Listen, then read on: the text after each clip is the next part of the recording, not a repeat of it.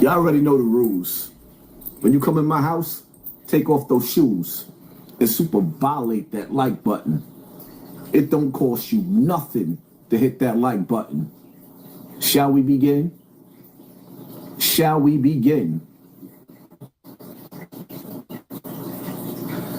Every time I tell myself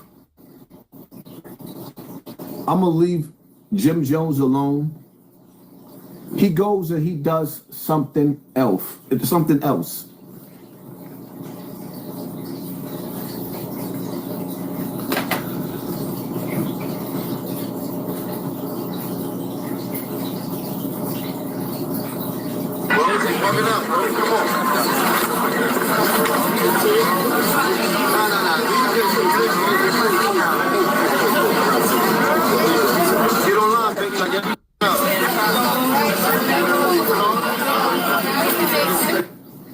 Now, I see my video glitched. The video glitched. Somebody behind the scenes already deciding that they here, they playing with the live.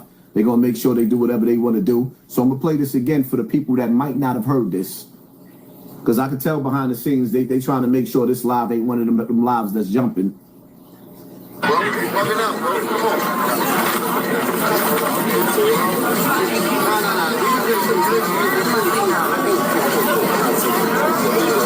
Get online, baby, like everybody else. You can't come in and spit. You're going to get jumped out everybody. You're going to get cut. Chill out.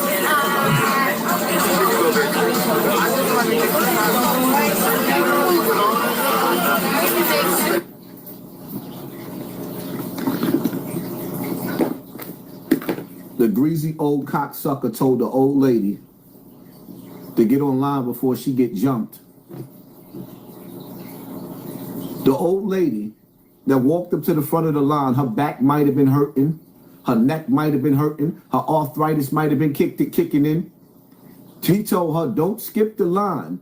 Because you know at the airport, right, when you're dealing with senior citizens, they got wheelchairs so that you can sit down and get comfortable. They actually sometimes skip the line for the elderly. They let the elderly skip the line. So you got an elderly woman that's old, in pain, dealing with poverty. She had to humiliate herself online. She had to humiliate herself online to get a turkey. And then the nigga decide to put the image up. The video that he decided to allow to be leaked is one of our mothers, grandmothers in the hood telling her that she could get jumped over a turkey that he didn't even pay for.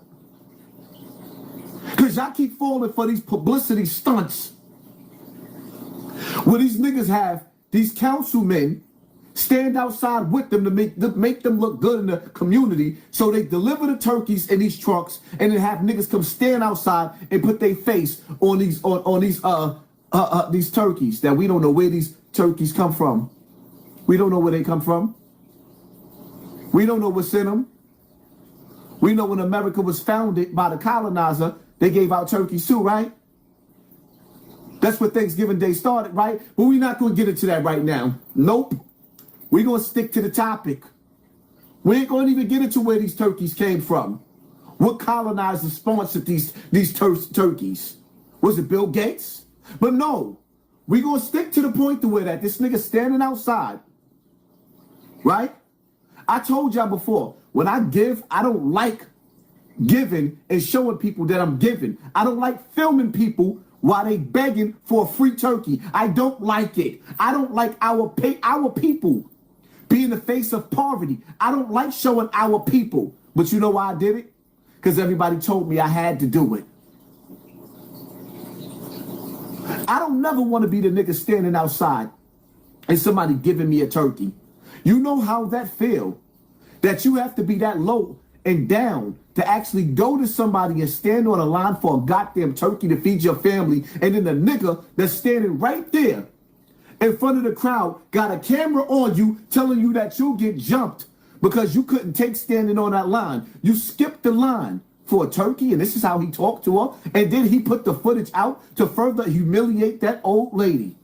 Could you imagine? Do you people imagine violate that like button, people? Run it up. Could you imagine how the nigga, her grandkids feel? Could you imagine how her kids feel? Could you imagine how her neighbors is gossiping about her because he decided to take that clip of a black mother who probably got her disability cut.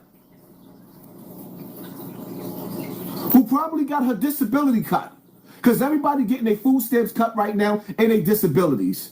You know how many phone calls I'm getting where people asking me for money? Because they ain't got it this season? I stood on that line giving out turkeys, and you know what? Not one time did I yell at somebody's mother who came up there and asked for 2 birds. You know why? Some people, we gave them more than 1 bird. We gave them 2 birds and 3 birds. You know why? Because some of these women had 20 grandkids, 7 to 8 kids. They had big families. So we gave them an extra bird. You know what it's like to be old and have to stand on a line? I don't like sitting in my car in traffic. But you got this dirty, dusty, decrepit rapper who's 50 years old himself talking to somebody's mother like that. And see, these are the niggas that y'all make famous. This is why our people, us as a people, we'll never be respected as a people because this is the type of people that we make famous. It's nasty. It's nasty. It's nasty. The sad part about it is that he actually seen the footage of himself violating that woman and chose that clip to put out there telling somebody's mother of our community. We ain't talking about the colonizer. We ain't talking about the illegals, the border jumpers. We talking about somebody from our community, where he from. Somebody grandmother, you get jumped over a turkey. It's bad enough I ain't have no respect for him. But I tried to get a nigga a second chance. I always try to give a nigga a second chance, but I'm sorry. I'm disgusted. Because y'all don't even realize, I sat back and I watched that little interview that he did. And I even watched the whole thing. People sending me clips. I didn't watch that whole interview. People sending me clips. And he's sitting up there talking, and they having a conversation about moving back to the hood. And they were saying they would never. They would rather go anywhere else than live with you people that's watching on the other side of the screen. And I get it. Because they got a taste of good quality of life. So then you got to ask the question, if you don't want to live where we live, why y'all keep coming back to the ghetto when nobody's smiling? Why they keep coming back? Inquiring minds want to know. They keep coming back because y'all let them keep coming back. They keep coming back because they can put their feet on those same grounds where they grew up at, and they could take a piss in the shit right in your community and do some illegal stuff. When the music industry ain't producing money, they can go back to their old ways of destroying the community. So they still got their hands tied into the streets because the music industry is over. Put it in the comment section.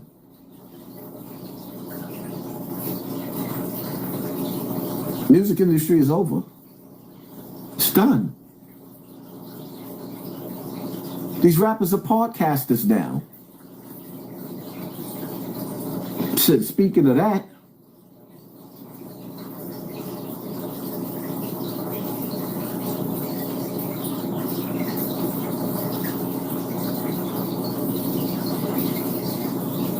are New York City gentlemen in their 40s and 50s having a midlife crisis? All the 50-year-old men who were gangsters and cool dudes back in the day seem to have the most childish ideals. They're all dressing like they're YNs, acting as if they are children, and they're still playing the same childish games as if they were 14 and 15. Now, Jim Jones, who we all know, he is what we call a senior citizen. Jim Jones, don't beat me up. I will call the police on you.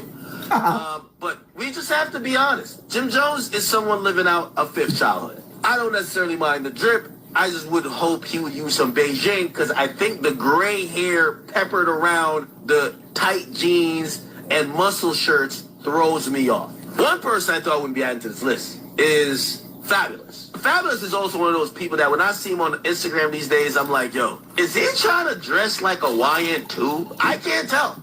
Now, I like Fabulous. You know what I mean? Fabulous is always like, at a point in New York City history, he was like, to me, the coolest guy. However, I just want to see, how old is Fabulous? Fabulous is 48 years old. These days when I'm seeing Fabulous, at certain points I'm like, is Fab serious? Your Fruit Jam's in the chat. What up?